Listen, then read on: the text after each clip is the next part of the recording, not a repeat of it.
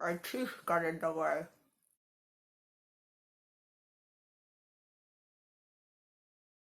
There is a lot of God in this movie. God! God! God! God! It leads to a lot of interesting themes. I already discussed when I talked about Adam and Igor, the idea of how we react and choose to act post bad situations or bad experiences can make us completely different people. And the big difference, of course, in this film between Igor and Adam is Adam's faith. Do I think there's a problem between equating being a Christian and being a good person?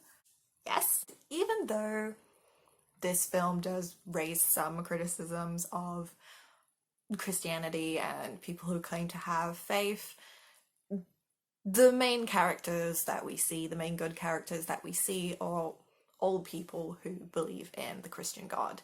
All of them. Carl, Anna, Van Helsing, Adam. They all believe in the Christian God. And our bad characters also believe in the Christian God, but just like personally hate him. So at least they're not saying not believing in God makes you a bad person, just hating him does. Which is... Yes, I know that the Holy Order is supposed to be a mixture of religions from all across the globe, but the only like ones that we actually see are either Catholic or Christian. So, I think they're all supposed to be Catholic in this film. It's the Christian God, so again, yes, there's a few nods to other religions in there, but the main ones we see is Christianity. The Christian God, I mean, our main character is the Archangel Gabriel, and I know he appears in both the Torah and the Quran, but I'm pretty sure he doesn't appear in any Buddhist texts, but I'm not a theological expert, so don't quote me on that. So there's a theme of faith giving you strength, faith making you a good person, and faith guiding you through difficult times.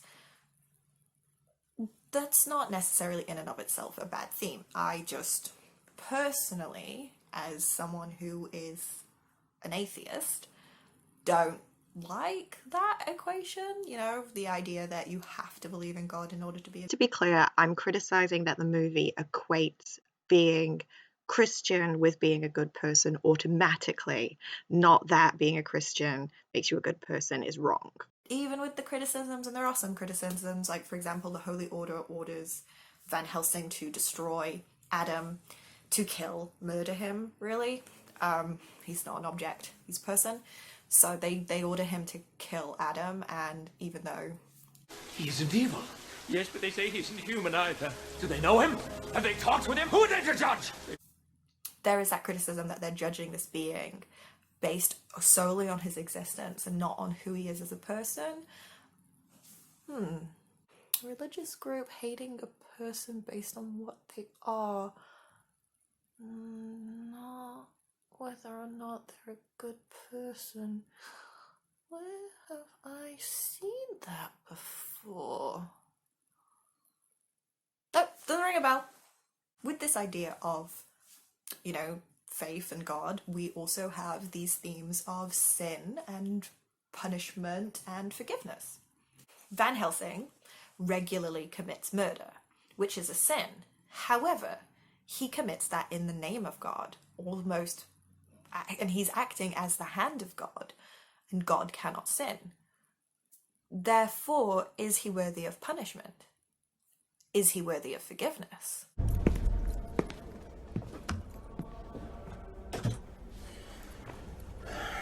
Bless me, Father Friar. Sin, yes and no. You're very good at that. You shattered the rose window.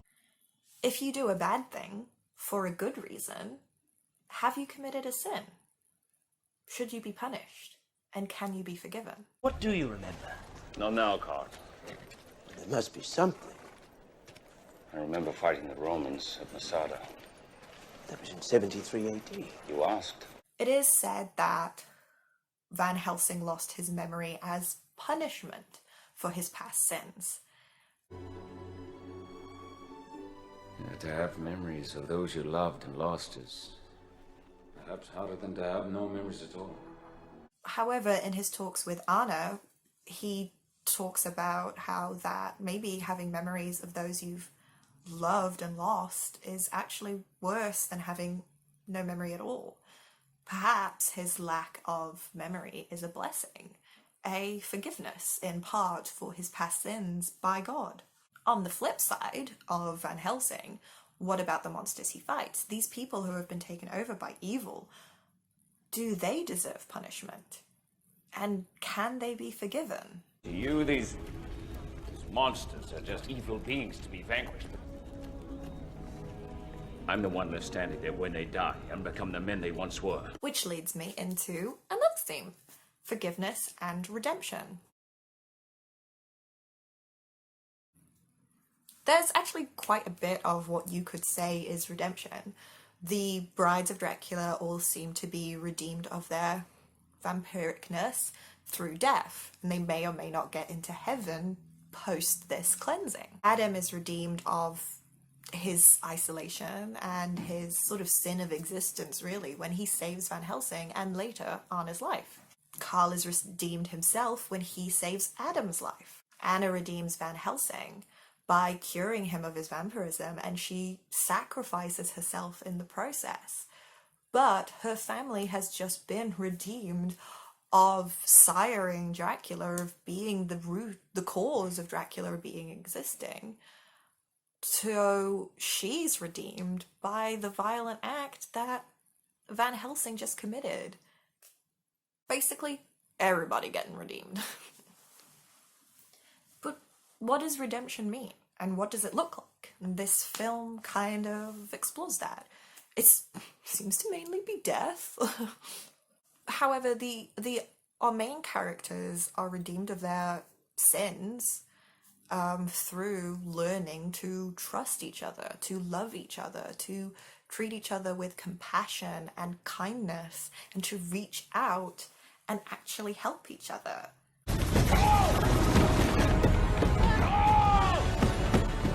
I can help! You won't kill me. What are you doing? You must find a cure! My friends are doing it for me. Friends? Yes. You want one? Go and help Van Helsing! Now! Thank you. Right, Toby!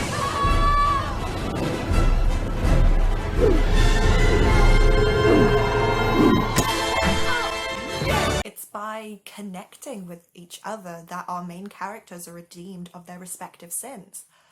Murder and doubt, cowardice, isolation, having an ancestor who sired Dracula.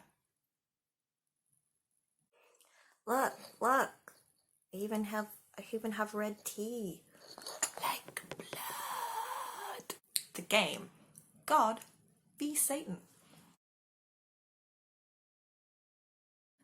This one is the most interesting to me.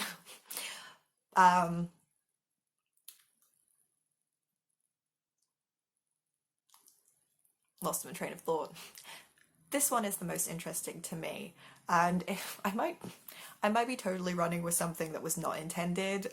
It's basically a throwaway line by our villain as he's trying not to get murdered, so maybe I'm overthinking it, but that's what the internet is for. We are both part of the same great game, Gabriel. But we need not find ourselves on opposite sides of the board. I really like the idea that this whole film and this whole great battle between good and evil, between Van Helsing and Dracula, is actually just a microcosm of a larger, like, grand cosmic scale game between God and Satan. We know that Van Helsing is literally sent by God. He's the left hand of God, and if that wasn't enough, we have this pretty on the nose transition.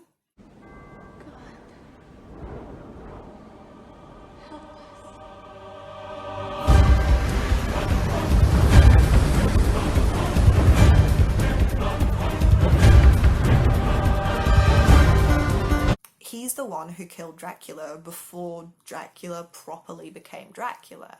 So this all started 400 years ago with the same two players. The whole climax of the film, if you look at it through that sort of lens, you can see happenstance or things that happen as being moves being played between God and the devil.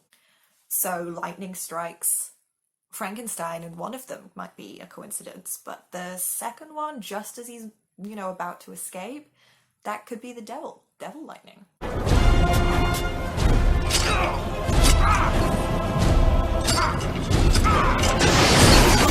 So the devil gets lightning to strike Adam so that Dracula's children can live. Next move, Adam is hanging off a wire and Carl is being chased by a bad guy. God snaps the wire so that it swings down and takes out the bad guy, saving Carl.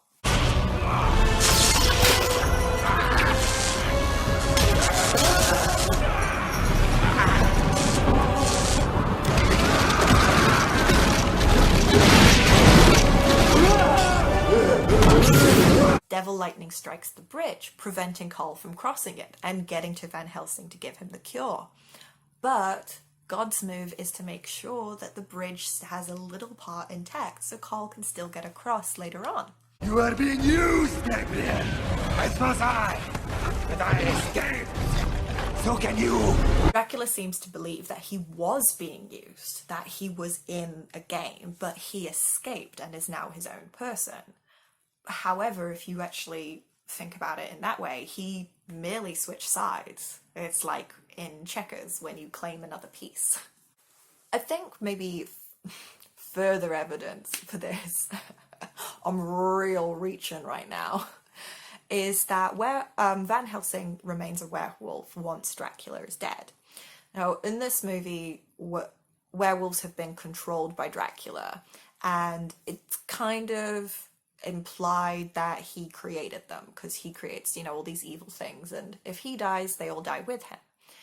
And I think in pretty traditional vampire lore, Dracula, is a werewolf, and then later on he creates and controls werewolves, so that all flies.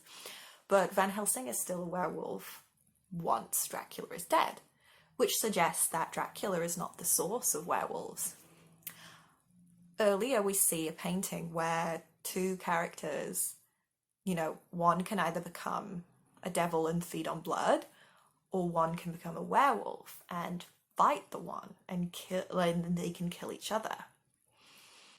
Even a man who is pure in heart and says his prayers by night may become a wolf when the wolfbane blooms and the moon is shining bright, or crave another's blood when the sun goes down and his body takes to flight. So how I think it went down, Vlad was bad and God got Gabe to kill him. And then Satan's like, okay, I bring this guy back. And God's like, okay, but here's werewolves, they're good souls and they can kill your guy. All right, but my guy can control them. Not until the final stroke of midnight on their first full moon. All right, Earth is just a chess piece, a chessboard for this grand celestial game. So this is not the only piece of media that I've seen that sort of idea suggested. It's not even totally out of the realms of actual biblical text, if you consider what happened with Job. I want to say it was Job. Maybe that's just me reading way too much into it, but it's an interesting way to view the movie.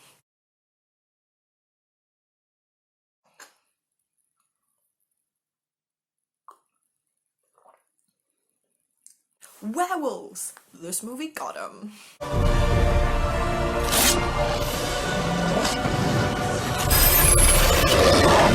I'm a werewolf person. In the Team Edward, Team Jacob dichotomy, I'm Team Jacob all the way.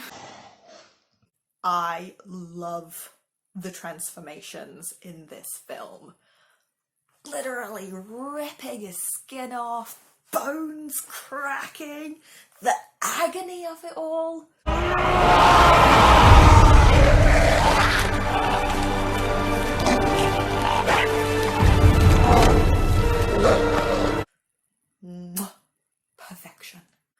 hopefully this is the standard to which I will hold all other movie transformations of monsters.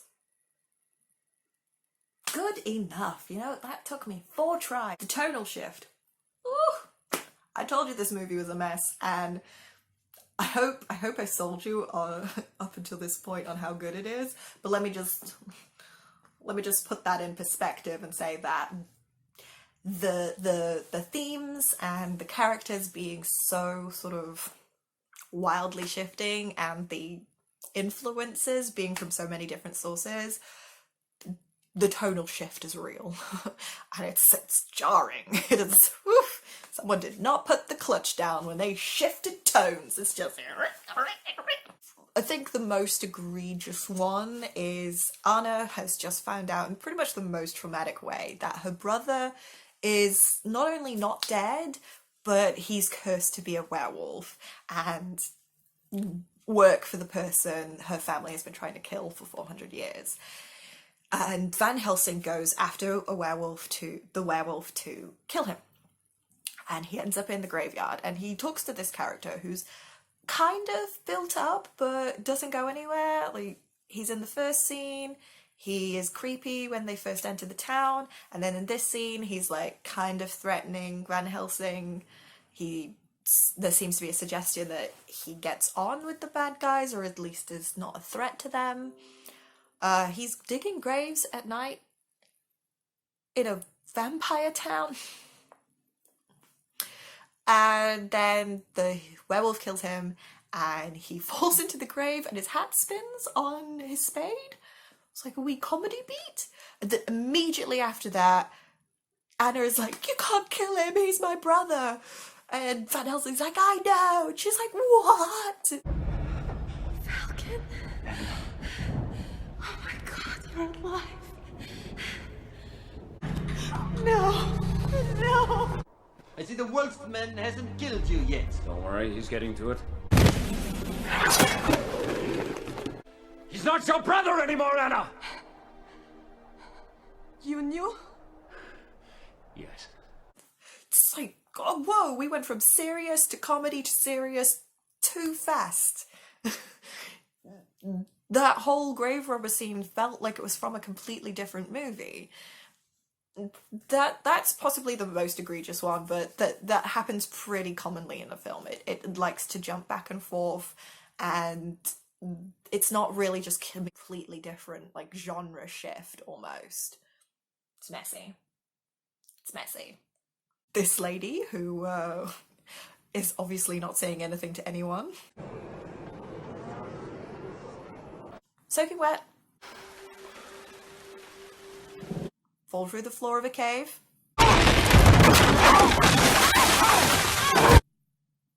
Perfect hair.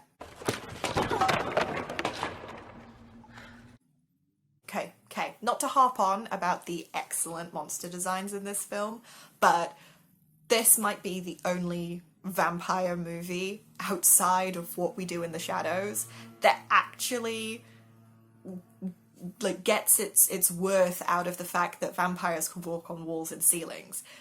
They're doing it almost all the time. They're having conversations upside down or sideways, and it works. It's so casual, and they would be casual about it. Like if you could walk on walls and you've been doing it for centuries, you would just pace around like the entire room. I know I would. Why can't they just leave us alone? We never kill more than our fill, and less than our share. Of the switches! Yes, master! I love it. Yes.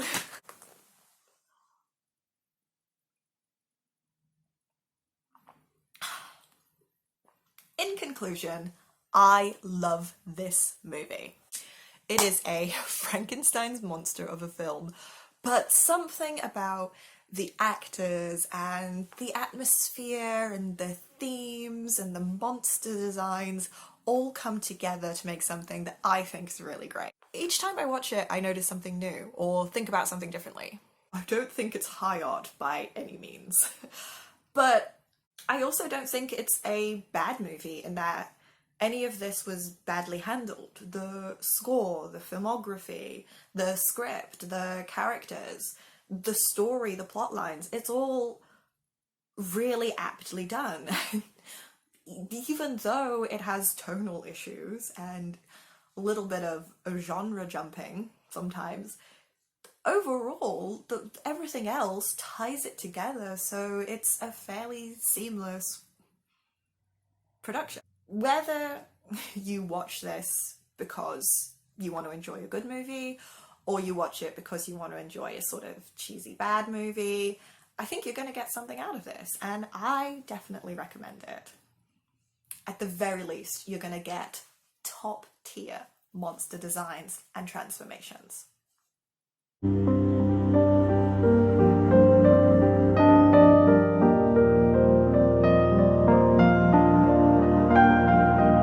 sorry, Master. We try and we tried, but it would appear the good doctor took the key to life to his grave. I love how the brides mourn. That's how I'm going to act every time I can't find my favourite spoon.